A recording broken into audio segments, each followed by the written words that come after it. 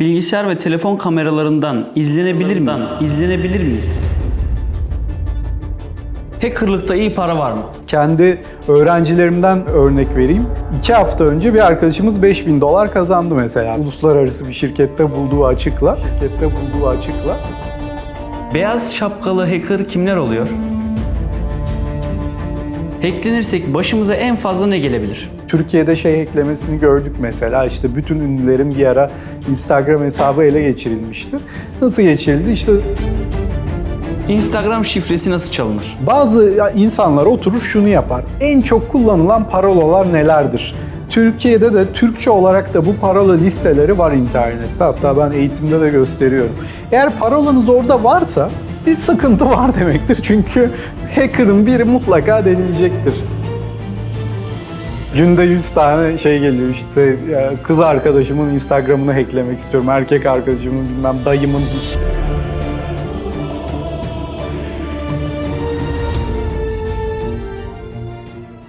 Sizi tanıyabilir miyiz? Ben Atıl Samancıoğlu. Uzun yıllardır yazılım ve siber güvenlik dünyasının içerisindeyim. Udemy'de aslında uzun zamandır eğitim veriyorum ve onunla birlikte aslında büyük kitlelere ulaşmayı başardık. Toplamda Udemy'de 250.000'den fazla öğrencim var. Boğaziçi Üniversitesi'nde Android mobil geliştirme eğitimi veriyorum.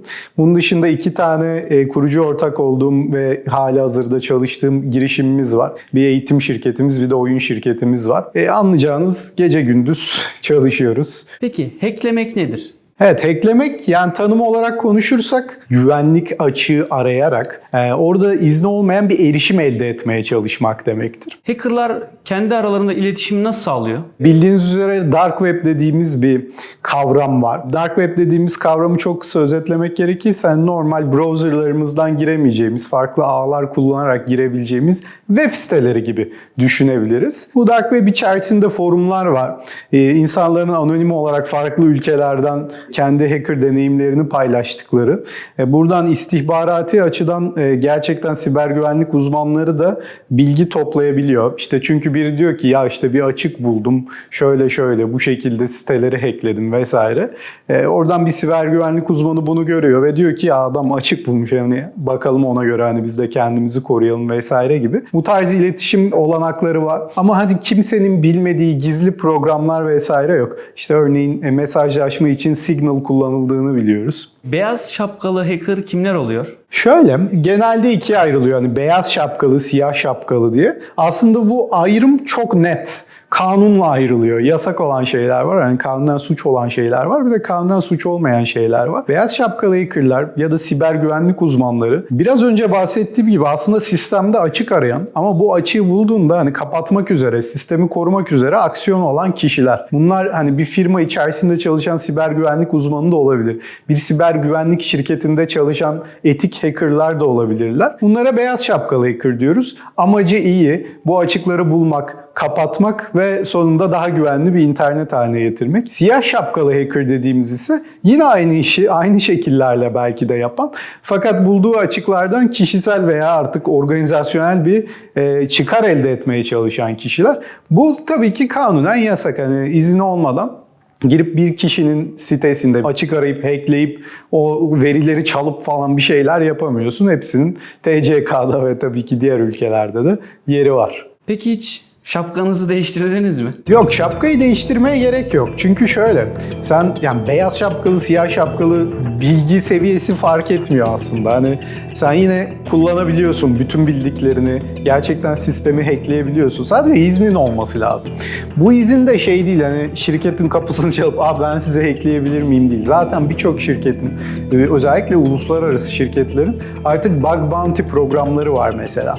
Kendi sitesinde yazıyor adam. Ben de şu açığı bulursan, bana bildirirsen sana bu kadar para veririm diyor.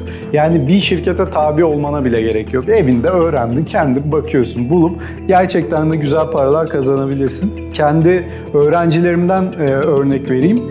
2 hafta önce bir arkadaşımız $5.000 kazandı mesela bir uluslararası bir şirkette bulduğu açıkla. Bu tabii ki bir örnek. Devamlı zaten bu haberleri alıyoruz güzel bir şekilde. O yüzden şapka değiştirmeye gerek yok. Gayet yasal, insan gibi yaptı, aldı parasını, mutlu, mesut. Öyle işine devam edebilir. Başka hackerların sistemsel saldırılarına maruz kaldınız mı? Tabii ki kaldık. Ya ben günlük olarak zaten web siteme oldukça fazla saldırı geliyor. Arada kontrol ediyorum, eğer saldırı yoğunluğu artarsa, baktım devamlı saldırı geliyor. O zaman bir Discord'dan, Facebook'tan kendi öğrenci kitleme söylüyorum. Yani benim sistemde bir şey deniyorsanız denemeyin arkadaşlar, yeter artık. Hani sunucu masraf çıkartıyor devamlı. İstek geliyor vesaire diye. Günlük olan şeyler. Instagram'ıma sağ olsunlar, Twitter'ıma hani. İnşallah bir gün şeye düşmeyiz. Tonga'ya düşmeyiz biz. Daha önce hiç olmadı değil mi? Bir öğrenciniz hocam burada bir açığınızı fark ettim falan diye gelen oldu mu? Yok, oldu tabii ki oldu. Hani bazen gerçekten işe yarayıcı bilgiler de veriyorlar. Çünkü hani hep unuttuğumuz şeyler oluyor açıkçası. Hani çok kritik bir şey olmadı öyle bütün her şeyi açığa çıkaracak kadar, ama oluyor yani. Çok yetenekli arkadaşlarımız var sağ olsunlar. Filmlerdeki hacker sahneleri nasıl buluyorsunuz? Bazıları aşırı abartı ve tabii ki gerçek dışı. Özellikle hani böyle Hollywood yapımlarında şeyi falan görüyoruz. İşte FBI'yi hacklememiz lazım. Tamam 5 dakika sonra hackleyelim falan. Hani çok gerçekçi olmayan şeyleri görebiliyoruz. Bazı gerçekçiler var, mesela işte Mr. Robot'u izleyen varsa hani gerçekten hani kullanılan araçlar, hani kullanılan işletim sistemleri, kullanılan bazı yazılımlar hepsi gerçekten günlük hayatta kullanılan şeyler. Tabii ki orada da abartı şeyler olabilir ama en azından akla uygun hani olabilecek birçok senaryo üstünden konuşuluyor. O yüzden filmine göre değişmekle birlikte genelde bu işi abartma, bu işi hani böyle çok yetenekli hacker, internete bağlı değilsin yine de seni hackliyor falan öyle fantastik şeylere götüren yapımlar oluyor maalesef.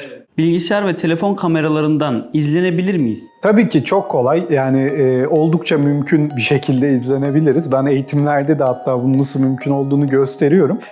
Özellikle size atılan farklı işte bilmediğiniz dosyaları bir hazırlanmış sizin için böyle bir işlenmiş, dokunmuş da olsa açmamanız gerekiyor. Gerçekten eğer bir virüs, bir trojan, bir backdoor dediğimiz hani farklı araçlarla bir hacker size saldırı yaparsa bilgisayarınızda kamerayı da açar, yazdığınız şeyleri de görür, bütün dosyalarınızı da çalar. Yani çok böyle birer ikişer satırlık komutlarla bunlara erişim sağlayabilir. Instagram şifresi nasıl çalınır? Instagram şifresi aslında çok büyük oranla daha sosyal mühendislik yöntemleriyle çalışıyor. Yani iki tane yöntem var. Bir, parolanızı deneyen sizin için yazılımlar var. İşte diyorsun ki senin şey budur. İşte parolası bu olabilir. 100.000 tane şey veriyorsun adama, parola veriyorsun yazılıma. Tek tek deniyor Instagram'dan. Ama bunun çok büyük tutma olasılığı yok. Çünkü bir, Instagram bunu engellemeye çalışıyor. Devamlı parola deneniyor ve bir yerde anlıyor. Diyor ki ya hani bunu hacklemeye çalışıyorlar. İzin vermeyeyim, durdurayım ya hesabı dondurayım, bir şey yapayım. İki, ben 100.000 tane parola da versem onların içinde olma olasılığı olmayabilir. Yani senin parolanın onlar içerisinde hiç olmayabilir. Ama daha büyük ihtimalle biraz önce bahsettiğim gibi kandırma yöntemleriyle yapılıyor. İşte yok mavi tık al, yok efendime söyleyeyim buraya parolanı ve kullanıcı adını girersen sana 1000 tane takipçi vereceğiz. Yok işte senin profiline kim bakmış onu buraya kullanıcı adı parola vererek bulabilirsin gibi. Farklı farklı kandırma yöntemleriyle çalınıyor. O yüzden bunların hepsine bizim bilincimizin açık olması lazım. Bunu gördüğümüz gibi evet tamam bu adam beni hacklemeye çalışıyor diyebilmemiz gerekiyor. Telefonumuzu hacklemekten nasıl koruruz? Aslında telefonu hacklemek bir tık daha zor diyebilirim bilgisayara göre ama tabii ki oldukça mümkün. Burada özellikle şeyi çok görüyoruz. Android kullanıcılarında hani Google Play dışında farklı farklı yerlerden de uygulama indirme ve bu uygulamaları kullanma eğilimi var. Ne gibi? İşte biri diyor ki Instagram'ı değiştirdim, bilmem ne özelliği hackledim. Veya biri diyor ki bir oyunu hackledim, işte ücretsiz oynayabilirsiniz vesaire gibi. Bunlar tabii ki resmi Google Play'de yayınlanmıyor. Böyle üçüncü parti dediğimiz farklı farklı App Store'lardan indirilebiliyor. Şimdi işte şu oyunu bedava oynayacağım ya da şu app'i bilmem ne modifiyeli bir şekilde kullanacağım derken gerçekten telefonunuza virüs bulaştırabiliyorsunuz. Bu oyunu hackleyen adam içerisine sizin telefonunuza veya kameranıza veya işte bütün dosyalarınıza erişebilecek kodu çok rahat kolay. O yüzden de hani o rahat koymasının ucu size dokunur. Mutlaka kendi resmi platformu neyse, Apple'da App Store, işte Android'de Google Play, oradan indirmeye dikkat edin bu telefondaki uygulamaları. İkincisi, özellikle sosyal medyalarımız için işte Instagram, YouTube, Gmail, Facebook, hani Gmail sosyal medya değil de çaldırmak istemeyeceğimiz bir parola diyeyim. Bütün hepsinde 2 faktörlü koruma ücretsiz bir şekilde herkese sağlanıyor. Ama kimse bunu kullanmıyor nedense. Ya işte SMS gelmesi, ya telefonunu vermek istemiyor, ya uğraşmak istemiyor vesaire. Bunu mutlaka ve mutlaka açmanız gerekiyor. Bunu açtıktan sonra sosyal medya parolanızı biri alsa bile zaten size SMS düşeceği için hesabınıza erişim sağlayamayacaktır. Diğer başka sayabileceğimiz şeylerden bir tanesi de size bu tarz şeyler, özellikle sosyal medya hacklemeleri yine biraz önce bahsettiğim gibi sosyal mühendislik yöntemleriyle gelebilir. Türkiye'de hacklemesini gördük mesela. İşte bütün ünlülerin bir ara Instagram hesabı ele geçirilmişti. Nasıl geçirildi? İşte dediler ki mavi tık vardır ya, doğrulama şeyi. İşte mavi tık almak istiyorsanız bu siteden işte 15 liraya alabilirsiniz. Böyle çok küçük bir rakamla.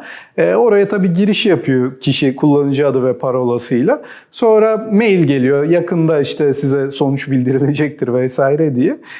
Ama aslında o parola ve kullanıcı adı hacker'a gidiyor. O yüzden de hacker'lar birçok kişinin şeyini öyle ele geçirdi. Tek aslında bir tane web sitesi yaptılar 15 dakikada, hani mavi tık alın, şunu yapın, bunu yapın diye. Çok kolay bir yöntem ama demek ki ihtiyaç varmış mavi tıka ve herkesin istediği bir şeymiş. Herkes bir şekilde oraya parolasını verdi. O yüzden hani Instagram'ın kendisi veya Instagram tarafından sağlanan kullanıcı adı ve parola arayüzü hariç hiçbir yere girmemek gerekiyor mesela Instagram hesabında. Diğer sosyal medyalar için de aynı şey geçerli. Hacklenirsek başımıza en fazla ne gelebilir? Yani tabii ki bunun ekstrem örneklerini bilemeyeceğim ama yani bütün parolalarınızın çalınması demek, benim için yani mail hesabımın alınması demek çok büyük iş. Yani kimlik kartımı, ehliyetimi kaybedeyim daha iyi. Gider çıkartırım artık, kolay o işler ama hani Gmail'iniz gitti, işte banka hesabınızın parolası gitti. Yani bütün her şeyi baştan yapmanız gerekiyor.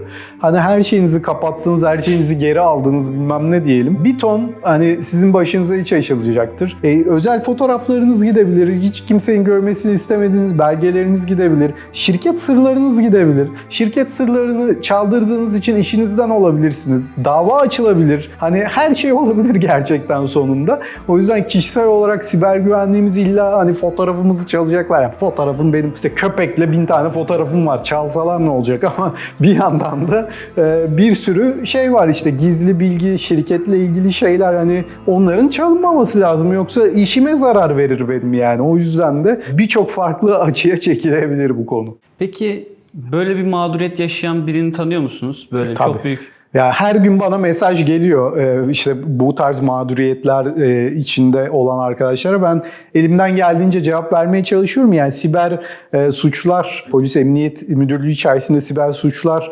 bölümü var ve gerçekten de hani güzel işler yapıyorlar. Mutlaka bunun bildirilmesi, savcılığa gidilmesi, şikayette olunması gerekiliyor. Bu şey gibi bir şey değil artık yani işte ay hackleniverdim. Hani kolay bir şey değil. Gerçekten hayatımızı etkileyen sonuçlar doğurabiliyor. O yüzden mutlaka buna maruz kalan kişilerin hani ya savcılığa başvurması ya siber suçlar birim müdürlüğüne başvurması gerekiyor. Hiç Deep Web'e girdin mi? Nedir bu Deep Web? Tabii girdim aynen. Deep Web dediğimiz kavram aslında hani bizim normal browserlarımızdan, tarayıcılarımızdan ulaşamadığımız, farklı ağlarla bağlanabildiğimiz, farklı araçlar kullanarak bağlanabildiğimiz web siteleri. Bunun içerisinde hani çok fazla illegal yapı da var. Hani yasa dışı yapı da var. İşte farklı satılması yasak olan birçok şey, işte silah satışı mesela. O tarz bir sürü farklı yapı da var. Onun dışında hacker forumları da var. Buradan siber güvenlik uzmanları girmek zorunda zaten, dediğim gibi istihbarat topluyorlar. Çünkü işte bilmem kim işte şöyle bir hizmet satıyormuş veya yasa dışı bir iş yapayım diye değil. Oradaki forumları, haberleri vesaireleri takip etmek için kullanılabiliyor. Kötü niyetli hackerlardan nasıl korunuruz? Aslında kendi kişisel korumalarımızla ilgili biraz önce hani telefonla ilgili anlattığım şeyler yeterli. Birkaç tane daha üstüne eklemem gerekirse, örneğin hani açık ağlara bağlanmamak bir çözüm olabilir. Açık ağlardan kastım hani bir kafeye gittiniz, bir restorana gittiniz, ücretsiz internet olur. Şimdi ücretsiz internet demek herkesin bağlanabildiği bir şey demek. Siz o ağa bağlandınız, yanınızda bir hacker da aynı ağa bağlanabilir. Bir hackerla aynı ağda olmak istemezsiniz genelde. Çünkü aynı ağdaysanız eğer size saldırı yapabilme ihtimali çok daha yüksektir. Çok daha kolay, 5 dakika içinde hangi sitelere giriyorsunuz, ne yapıyorsunuz, her şeyi ele geçirmeye başlayabilir. O sebeple ben özellikle hani çok böyle bir kendime has işler yapacaksam, işte ne bileyim mailime bağlanmak, banka hesabıma girmek, hani o tarz işler yapacaksam veya genel olarak nereye girildiğini bilinmesini istemiyorsam açık ağlara girmem. Yani en kötü artık hepimizin telefonunda hotspot var, hani açıyoruz, bağlanıyoruz ağına, öyle bağlanırım. Çok zorundaysanız böyle bir ağa bağlanmak, aynı anda bir VPN kullanımını tavsiye ederim. VPN'le girerseniz hani daha şifreli gideceği için bütün şeyler, veriler, hacker nereye girdiğinizi görse bile ne yaptığınızı göremeyecektir. Bu bir seçenek olabilir.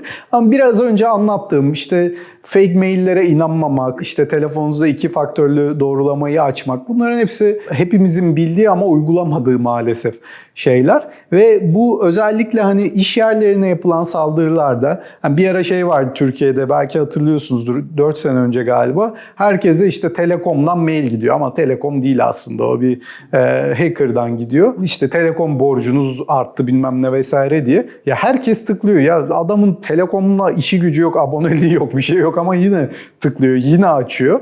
Hani başımıza gelmez diyoruz ama gelince mutlaka yapıyoruz bunu. Açıyoruz ve artık gittikçe bu saldırılar daha sofistike hale geliyor. Daha bilinçli hackerlar da güzel. Yani Twitter'a reklam veren hacker var. Hani kendine şey yapmış adam, fake banka sitesi yapmış. İşte herhangi bir bankanın arayüzünü birebir kopyalamış. İşte krediniz hazır bilmem ne, 0 faizli falan diye Twitter'a reklam veriyor. Yeter ki adam girsin oraya, kullanıcı adını ve parolasını girsin diye. Yani adam üşenmemiş, Twitter'a reklam vermiş. O yüzden hani Twitter'da görünce de belki şey diyorsunuz.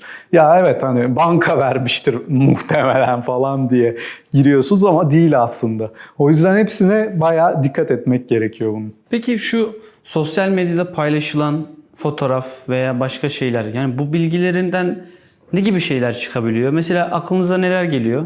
Yani şöyle, sosyal mühendislik dediğimiz bir kavramımız var.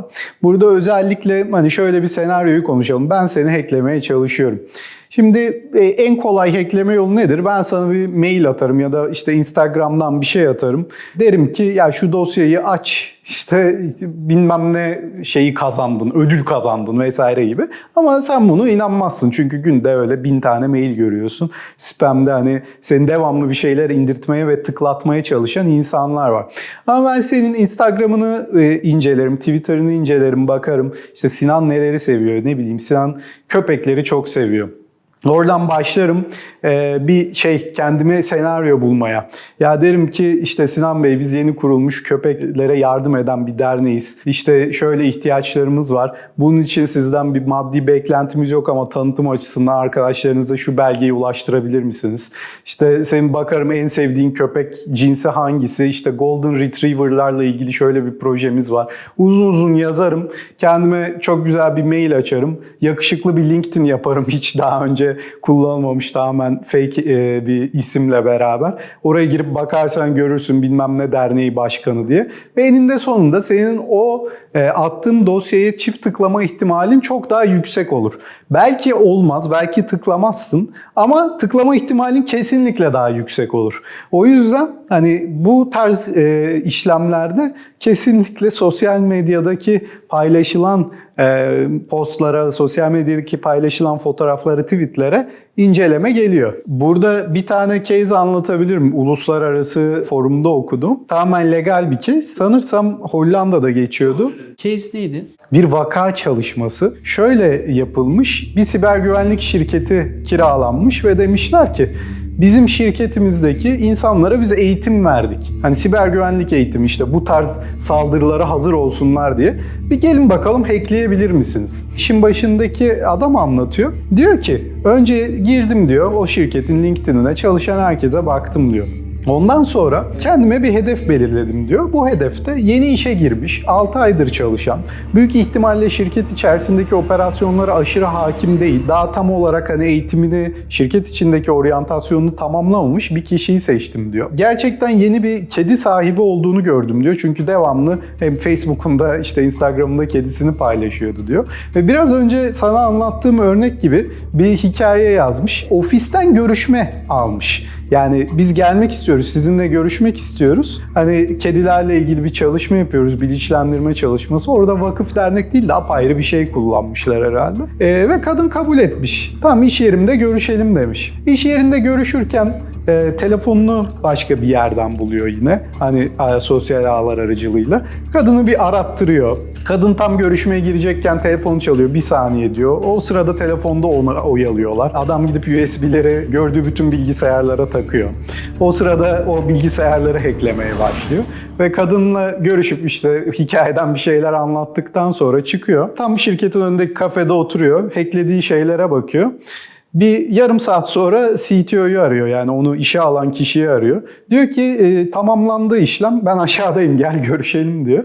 Ve iniyor, gösteriyor işte bütün hacklenen arkadaşlar burada. Hani çok kolaydı, şöyle oldu, böyle oldu vesaire diye. Tabii bu tamamen legal, tamamen hani, ama illegal olsa gerçekten büyük sonuçları olabilir. Yani o şirketin ağına girmek, o şirketin bilgilerini ele geçirmek hem şirket için hem çalışanlar için büyük sonuçlar açabilir maalesef. O yüzden de bu eğitimler çok önemli, siber güvenlik eğitimleri. Siber güvenlik nedir? Hesaplarınızın, parolalarınızın korunması, başka kişilerin bilmesini istemediğiniz şeyleri gerçekten paylaşmadığınızdan emin olmanız, parolalarınızı güvenli hale getirmeniz, kendi bilgisayarınızı güvenli hale getirmeniz, bunların hepsi siber güvenliktir. Ama esas olay hani kurumlar, devletler ve işte çok daha büyük organizasyonlar bazındaki siber güvenlik. Sizin herhangi bir kurum olarak ya da herhangi bir çok büyük organizasyon, kuruluş olarak size güvenli olan verileri, size güvenilen verileri kontrol altında tutmanız, sadece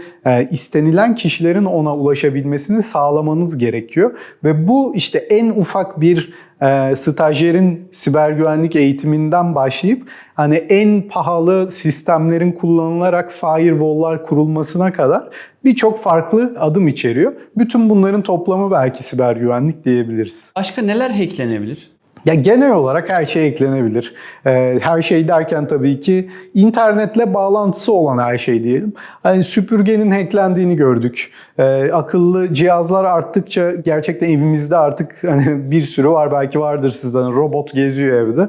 Hani süpürgeyi hacklesen ne olacak? Ama o süpürgenin üstünde sensörler var, kameralar var. Hani ne olacağı çok belli olmaz. O da güvenli bir şey değil. Veya buzdolabını hackler adam, dereceni düşürür, işte yoğurdun bozulur falan, can sıkar yani. Hani böyle şeyler olabilir. Yani akıllaştıkça teknoloji, hacklenebilecek şeyler artıyor. Büyük ihtimalle 10 yıl sonra hani özellikle 5G'nin artmasıyla vesaire çok fazla akıllı objemiz olmaya başlayacak. Hiç düşünmediğimiz, belki işte bina komple akıllı bina, duvarlar, mumarlar, hani yollar, belki hani hiç bilmediğimiz akıllı şeyler hayatımıza girecek. O zaman daha da tehlikeli hale gelecek bu işler. Siber güvenlik uzmanları bunun önüne geçmeye çalışıyor. Kötü hackerlar da arkasından dolaşmaya çalışıyor. Bu böyle gider. Bir sistemin güvenlik açığını nasıl buluyorsunuz? Güvenlik açığını bulmak için izlediğimiz metodolojiler var. Fakat çok çok kısa bir halde bunu bahsedecek olursak, öncelikle o sistem hakkında bilgi topluyorsunuz. Bu bir web sitesi olabilir, bir telefon olabilir, bir bilgisayar olabilir veya bir kişi olabilir. Hani bir kişiyi de hacklemeye çalışıyor olabilirsiniz gayet legal sınırlar içerisinde.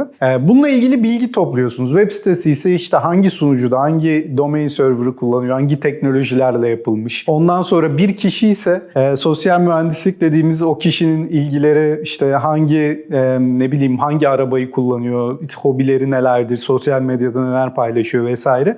Birçok halka açık bilgilerle bir bilgi havuzu oluşturuyorsunuz. Ondan sonra biraz daha aktif tarama dediğimiz bazı araçlar kullanarak daha teknik taramalar yapabiliyorsunuz. İşte açık portlar var mı?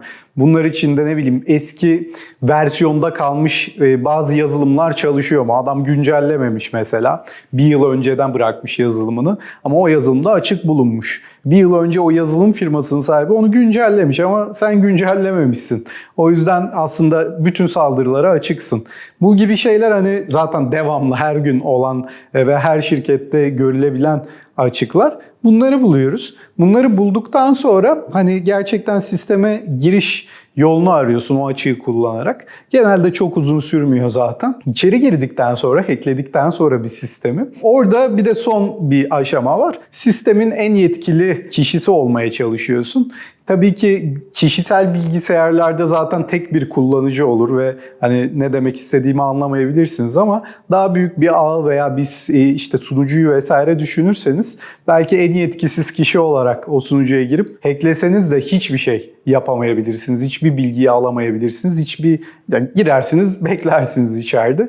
En yetkili kişi olmaya çalışırsınız farklı yine teknikleri kullanarak ve orada zaten hack biter. Tabii ki yasal olan kısmı bunları bildirmek ondan sonra. Hani şu adımları izledim, böyle açıklar buldum, hackledim, girdim, şunları yaptım, buyur kardeşim logları, şunu yaparsan bu açığını kapatırsın. Hiçbir sistem güvenli değildir sözü ne kadar doğrudur? Doğrudur. Şöyle, tabii ki çok güvenli sistemler var. Ama hani her sistemin başında bir insan var. Onun faktörü var. Her türlü önlemi aldığınızı düşünseniz de gözünüzden kaçabilen şeyler oluyor. Sadece hani şunu söyleyebiliriz. Baktığımızda hacklenebilme ihtimali çok yüksek olan sistemler var. Bir de çok düşük olan sistemler var. Bunun için farklı yöntemler var. Ama hiç hacklenemez dediğimiz birçok şeyin daha önce hacklendiğini gördük hepimiz. Girilmeyecek kadar güvenli bir sistem var mıdır? Şöyle yöntemler var. Mesela çok kritik özellikle devlet dairelerinde veya işte çok büyük organizasyonlarda şu tarz yöntemler kullanılabiliyor. Bazı sunucular var diyelim, bazı bilgisayarlar var ve oraya dokunulursa hani iş işten geçti. Çok kritik ne bileyim işte nükleer santral bir şey yani o tarz o derece şeyden bahsediyorum. Burada air gap dediğimiz yani hava boşluğu dediğimiz bir yöntem kullanılır buranın mimarisi tasarlanırken. O da şudur. Bazı katmanlar hiç internete bağlı olmaz. Kendi içinde konuşur. Oraya hiç kimse erişemez. Bazı katmanlar internete bağlı olur. Aradaki bağlantı gerek manuel gerek insan tarafından bir şekilde halledilir ama oraya kimse erişemez. İnternetten yani dışarıdan girme ihtimalin yoktur. Ama bu hacklenemez mi? Hacklenebildiğini gördük hani bir şekilde çünkü artık hacklenme sadece işte kapşonlu çocukların oturduğu değil bazen hani istihbarat servislerinin de işin içine dahil olduğu çok büyük işte hacker siyah şapkalı organizasyonların da işin içine dahil olduğu fiziki müdahalelerin de olduğu bir dünyadan bahsettiğimiz için hani hiçbir sistem güvenli değildir lafı doğrudur. Evet yani hırsızlık da bu işin içine giriyor değil Tabii, mi? aynen. Bildiğin oraya içeri sızarak fiziksel olarak o veriyi çekiyor. Yani. Aynen. Yani o yüzden mesela biraz önce bazı diziler gerçekçi dedim. Orada hani FBI'yi hackliyorlar mesela. Ama hacklerken gerçekten fiziki bir müdahale var. İçeriden biri yardımcı oluyor bilmem ne oluyor vesaire. Hani yoksa oturduğu yerden hadi 5 dakikada hackledim olmuyor. Peki duyduğunuz en ilginç hackerlık vakası hangisidir? Yani çok var. Hani kişisel olarak duyduklarımın çoğunu şey yapamıyoruz, anlatamıyoruz. Çünkü hep böyle bir şey içerisinde anlatılıyor, huşu içerisinde anlatılıyor ama zaten hani public olarak gördüğümüz en büyük mesela Stuxnet vakası var. Yıllar önce İran nükleer santrallerinde görünen bir yazılım, bir virüs diyelim. Hani öyle bir tasarlanmış ki virüs mesela içeride yıllar boyu çalışıyor nükleer santralin içerisinde ve yavaş yavaş o nükleer çekirdeğin işini yapmamasını ama böyle bir günde değil yıllar boyunca yavaş yavaş bunu yapmamasını sağlayan bir yazılım ortaya çıktı mesela. Nasıl çıktı, kim onu nasıl oraya bulaştırdı hani çok büyük bir vaka. Gerçekten ona kadar o kadar organize, bu kadar komplike, karmaşık yazılımlarla saldırılar yapıldığını görmüyorduk. Ondan itibaren zaten hani çok fazla görmeye başladık. Ama çok yakın tarihten işte geçtiğimiz bir 6 ay önce Amerika'da devlet kurumlarının bir hacklendiğini, çünkü işte kullandıkları servis sağlayıcısının sunucularının hacklendiğini gördük. Ve en sonunda da şöyle bir şey çıktı, işte sunucunun hani ismini söylemekte de herhalde sakınca yoktur, zaten çok public bir record. SolarWinds hikayesi diye geçiyor. SolarWinds şirketinin adı. Yani sunucunun parolası SolarWinds 123'müş hani. O yüzden de yani çok hani bütün olay oradan çıkmamış tabii ki, ama hani başlangıç o olabilir. O yüzden de bazen dünyanın en karmaşık şeyi derken çok komik yerlere de dönebiliyor olay yani. Bu videolar olduktan sonra muhtemelen şifreler Pentagon gibi. Aynen. Soru işaretleri, yüzde işaretleri falan olur muhtemelen. Şöyle şeyler var. Hackerlar parolanızı kırmak istiyorsa, biraz önce bahsettiğim gibi devamlı deneyerek buna kaba kuvvet saldırısı diyoruz. Genelde hazır şeyler kullanırlar, hazır listeler. Bazı insanlar oturur şunu yapar. En çok kullanılan parolalar nelerdir? Türkiye'de de Türkçe olarak da bu parola listeleri var internette. Hatta ben eğitimde de gösteriyorum. Eğer parolanız orada varsa bir sıkıntı var demektir. Çünkü hacker'ın biri mutlaka deneyecektir yarın öbür gün sizin için bunu. O yüzden olabildiğince karmaşık, olabildiğince akla gelmeyen, anlamsız kelimeler kullanmak en güzeli olur. Diğer bir parola ile ilgili tavsiye de şu olabilir. Aynı parolayı farklı yerlerde kullanmamak. Çünkü şu şekilde, işte siz Instagram, Facebook, Gmail, Twitter, TikTok, aklınıza ne gelirse hepsinde aynı parolayı kullanıyorsunuz büyük ihtimalle. Üstüne üstlük aynı parolayı gidip bütün diğer web sitelerinde de kullanıyorsunuz. Şimdi bir tane web sitesi hacklendi diyelim ve hiç umrunuzda olmayan bir web sitesi. Tamamen işte üye olmuşsunuz, bilmem ne forumu 10 yıldır girmiyorsunuz. 10 yıldır aynı parolayı kullanıyorsunuz. O forumu hackleyen kişi bunu zaten her yere atıyor. Bir tane akıllı hacker onu alıp bütün sitelerde deniyor ve sizin bütün hesaplarınızı alakasız bilmem kaç yıl önce üye olduğunuz bir parola tarafından ele geçirilmiş oluyor. O yüzden hep şey öneriliyor. Aynı parolayı farklı yerlerde kullanmayın diye. Zengin insanlar hesapları nasıl güvende tutuyorlar? Size geliyorlar mı? Ya zengin insanlardan öte, çünkü yani zengin insan şöyle, sen zaten bankalarda vesaire hani birçok farklı yerde paranı tutabilirsin ve bankaların gerçekten çok gelişmiş seviyede artık önlemleri var. Benim kredi kartım numaram çalındı mesela. Nasıl çalındı? Büyük ihtimalle fiziksel olarak kopyalandı bir yerdeyken. Biri yüklü miktarda bir parayı hemen çat diye çekmiş bir post makinesinden. Ve hemen yaklaşık 30 saniye sonra falan banka arıyor sizi. Ya böyle bir harcama yapıldı. Hiç alakasız bir lokasyonla, alakasız bir konudan siz mi yaptınız? Hayır diyorsunuz. Tamam diyor, zaten hemen kartı iptal ediyor, parayı size geri yatırıyor. Yani bankalar bu işi artık gerçekten çok ileri seviyeye taşıdı. O yüzden kişisel olarak eğer işte biraz önce bahsettiğim Twitter'daki reklamlara tıklayıp işte parolamızı bilmem nemizi sağa sola yollamıyorsak çok hani endişelenmemiz gereken bir durum yok. Esas endişelenen şeyler hani büyük kurumların kendi verisini koruması. Çünkü veri artık hani paradan daha değerli bir yere geliyor. Hackerlıkta iyi para var mı? Hackerlıkta çok iyi para var.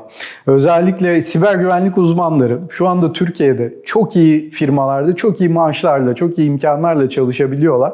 Ama siber güvenlik, hackerlık uzun iş ve zor iş. Eğer keyif alıyorsanız çok güzel bir hayatınız olabilir gerçekten. Çok detay iş, çok öğrenilmesi gereken bilgi var. Hani uzun bir yolculuk bekliyor.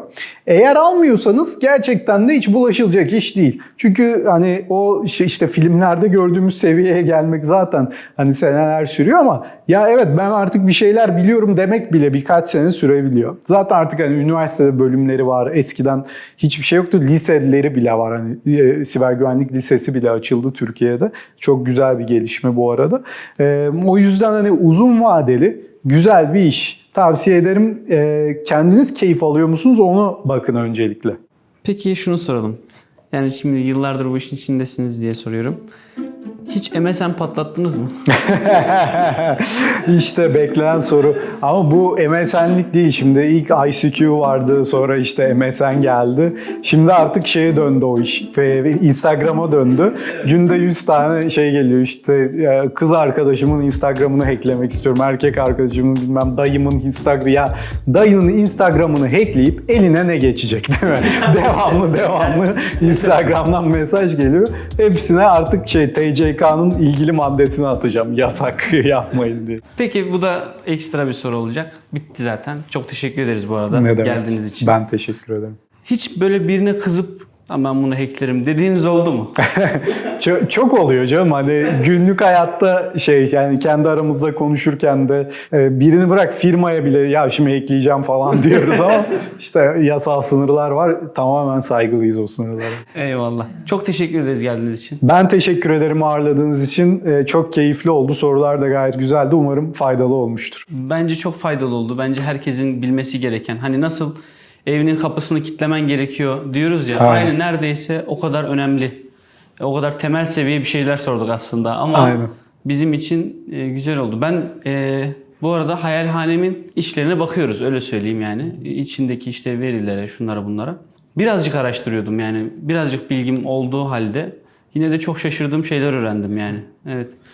Bu işin içinde olan adam bence hani az çok bu verilerinin kıymetini bilen bir firma sahibi falan bence çok etkilenir yani şu videoda. Evet, yani etkilenmesi lazım. Zaten Türkiye'de var, yani siber güvenlikte çok yetenekli arkadaşlarımız var gerçekten. Çok iyi hackerlar var. Çok güzel, daha iyi interneti daha iyi hale getirebilirler.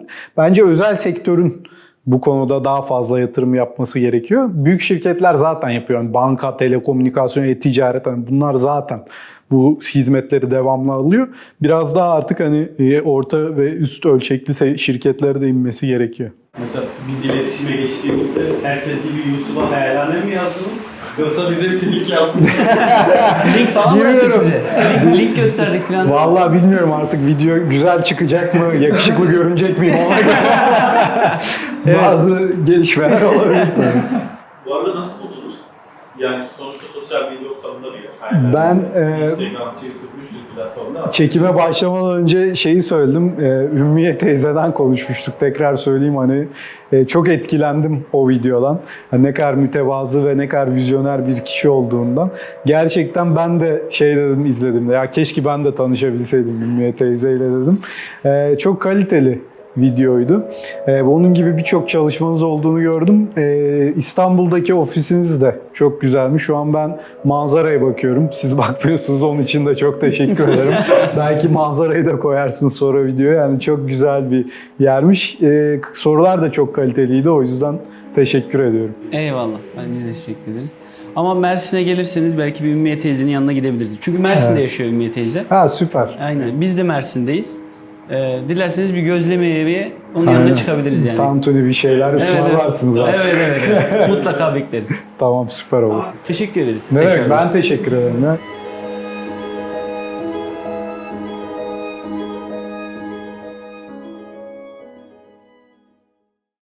Siz de Hayalhanem'e bağış yapmak istiyorsanız online bağış için buradaki linke tıklayarak bağış yapabilir ya da aşağıdaki telefon numaralarından bizlere ulaşabilirsiniz.